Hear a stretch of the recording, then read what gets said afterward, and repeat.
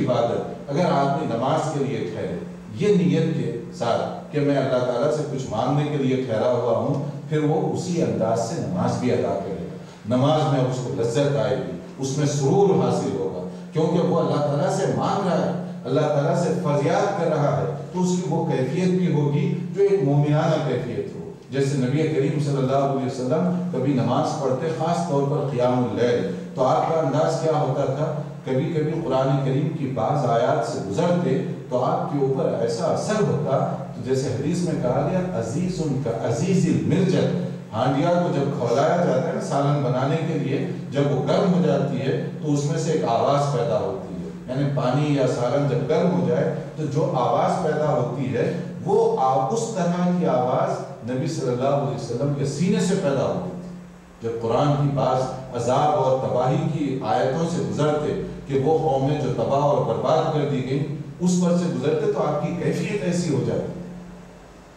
اور وہاں رک کر پناہ مانگتے تھے اپنے لیے، اپنی امت کے لیے، اور جب رحمت اور نعمتوں کی آیات سے گزرتے تو اللہ تعالیٰ سے ان آیات پر رک کر وہ طلب کیا کرتے تھے اپنے لیے اور اپنی امت کے لیے۔ اس کیفیت کے ساتھ آپ کی نماز ہوا کرتی تھی۔ اگر یہ کیفیت ہو تو پھر اس کا معنی ہوا کہ یہ خشوع، اور نبی صلی اللہ علیہ وسلم کے علاوہ صحابہ کرام کا انداز آپ دیکھیں کہ حضرت ابو بکر رضی اللہ تعالیٰ عنہ پر ایک فرد جرم لگ گئی تھی۔ فرد جرم کیسی فرد جرم؟ مکہ مکرمہ میں، کہ مکے کے مشرکین نے کہا تھا کہ ابو بکر کی ہم عزت کرتے ہیں کیونکہ ان کے احسانات ہیں لوگوں کے اوپر، وہ ہمیشہ سے خیر اور بھلائی کا کام کرتے ہیں، عزت کرتے ہیں، مگر اگر وہ مکہ مکرمہ میں رہنا چاہتے ہیں تو ایک شرط ہے۔ کیا شرط ہے؟ وہ یہ ہے کہ پبلک جگہوں پر وہ نماز یا قرآن کی تلاوت نہیں کریں۔ کیوں ان کو قرآن سے اتنا خوف ہے حضرت ابو بکر کے کہ یہ پابندی لگا رہے ہیں؟ کیونکہ وہ اب دیکھیے یہ مشرکین کی ہے رپورٹ، وہ یہ کہہ رہے ہیں کہ ابو بکر نماز کے اندر جب قرآن پڑھتے ہیں کچھ کیفیت ان کی ایسی ہوتی ہے، وہ قرآن پڑھتے ہوئے ہمیں خوف ہے کہ ہماری عورتیں اور بچے سب مسلمان بن جائیں۔ تلاوت سے صرف تبلیغ کرنے کے لیے الگ نکلنے کی ضرورت نہیں ہے، مومنانہ انداز ہو تو اللہ تعالیٰ کیسے برکت دیتا ہے کہ مشرکین نے یہ پابندی لگا ابو بکر رضی اللہ عنہ اگر رہنا چاہیں تو قرآن پبلک جگہوں پہ نہ پڑھے، نماز نہ پڑھے۔ وہ نماز میں وہ تڑپ ہے، وہ فریاد ہے، اللہ تعالیٰ سے وہ مانگنے اور التجا کا انداز ہے کہ ہمیں خطرہ ہے کہ ہماری عورتیں مسلمان ہو جائیں گی اس منظر کو دیکھ کر۔ اتنا ڈرتے بھی تھے مشرکین، اسی لیے تو خوفزدہ تھے کہ قرآن مت پڑھو، کیونکہ قرآن پڑھتے ہی اس پر جادو کا اثر ہو جائے گا۔ وہ کہتے تھے کہ قرآن سنیں گے تو اس کی وجہ سے ہماری جو عورتیں ہیں یا ہمارے جو لوگ ہیں وہ بھی بڑھ جائیں گے۔ تو ان کا اتنا کم سے کم تصور تھا قرآن کریم کے بارے میں۔ لیکن اس میں بھی غور طلب جو بات ہے، آخر حضرت ابو بکر کا کوئی انداز تھا ہوگا نا، وہ پڑھنے کا انداز، نماز کی وہ ادائیگی کچھ تھی ہوگی کہ مشرکین خوفزدہ ہو گئے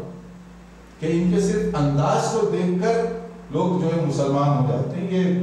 یہ تو حضرت ابو بکر رضی اللہ عنہ صحابہ کرام کا درجہ تو بہت اونچا ہے۔ آج بھی اگر کوئی صحیح نماز ادا کرے تو اللہ تعالیٰ اس کے اندر وہی برکت آج بھی رکھا ہے، آج بھی رکھا ہے۔ اس کی میں ایک مثال دیتا ہوں، جدہ میں سعودی عرب کے اندر ایک ایمبیسی کے اندر غیر مسلم جو اسٹاف ہے اس میں سے ایک بہت سینئر عہدیدار، بہت سینئر اچھے پوسٹ پر، تو وہ صرف ایک منظر کو دیکھ کر مسلمان ہوا۔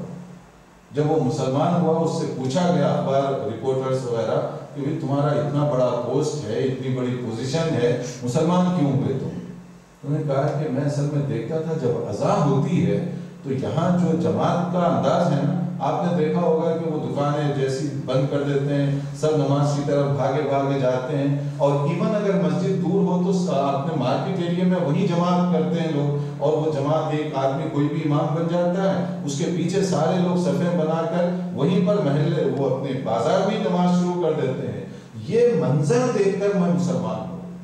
کہ یہ جھوٹا دین نہیں ہو سکتا۔ جھوٹا دین اگر ہوتا تو اس کے ماننے والوں میں اتنی محبت نہیں ہوتی اپنے دین سے۔ یعنی یہ منظر صرف اس زمانے کی بات نہیں ہے، آج بھی اس کے اندر اللہ تعالیٰ نے اتنی برکت اور تاثیر رکھی ہے کہ کتنے لوگوں کی ہدایت کا یہ صرف صف بندی اور وہاں پر کھڑے ہونا یہ خود کئی لوگوں کے دین میں داخل ہونے کا سبب بن سکتا ہے۔ اور اگر نماز ہم خشوع کے ساتھ پڑھیں تو پھر آپ اندازہ کریں کہ اس میں اور کتنی خیر و برکت ہوگی، اس کے اندر کتنی اور رہنمائی ہوگی۔ تو اس کے لیے نماز کی ادائیگی کا جو طریقہ ہے وہ بھی بہت درست ہونا چاہیے۔ اب وہ خشوع پیدا کیسے کرتے ہیں؟ ایک تو نیت ہو گئی کہ ہم اللہ تعالیٰ سے کچھ مانگنے کے لیے اس تصور سے ٹھہریں، اور دوسرا یہ ہے کہ نماز کی جو ظاہری ارکان ہیں وہ سنت کے مطابق ادا کریں، کیونکہ سنت کے مطابق اگر نماز ادا کی جائے گی تو اس کے اندر یہ خیر اور اس کے اندر یہ برکت ہو۔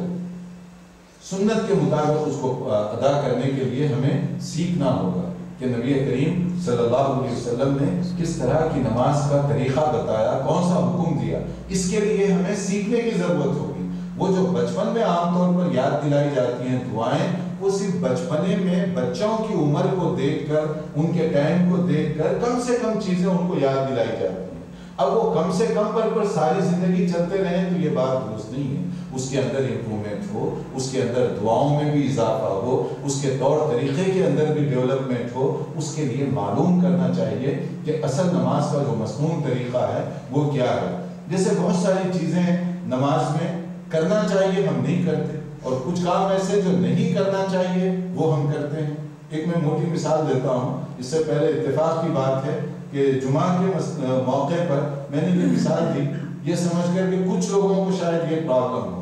بعد میں اتنے سوالات کیے گئے کہ اس کے بعد یہ ہوا کہ یہ پرابلم بڑا کامن ہے۔ وہ مثلا کچھ دعائیں ہیں، ان میں سے کچھ دعاؤں کی حیثیت بڑی امپورٹنٹ ہے، بہت زیادہ اہم ہے، جیسے آخری رکعت میں اتحیات کے بعد جب درود شریف وغیرہ پڑھ لیں تو 4 چیزوں سے پناہ مانگنا۔ تعوذ من 4، یہ تعوذ من 4 جو ہے یعنی عذاب قبر سے، عذاب جہنم سے، موت اور حیات کے فتنے سے، اور دجال، مسیح دجال کے فتنے سے،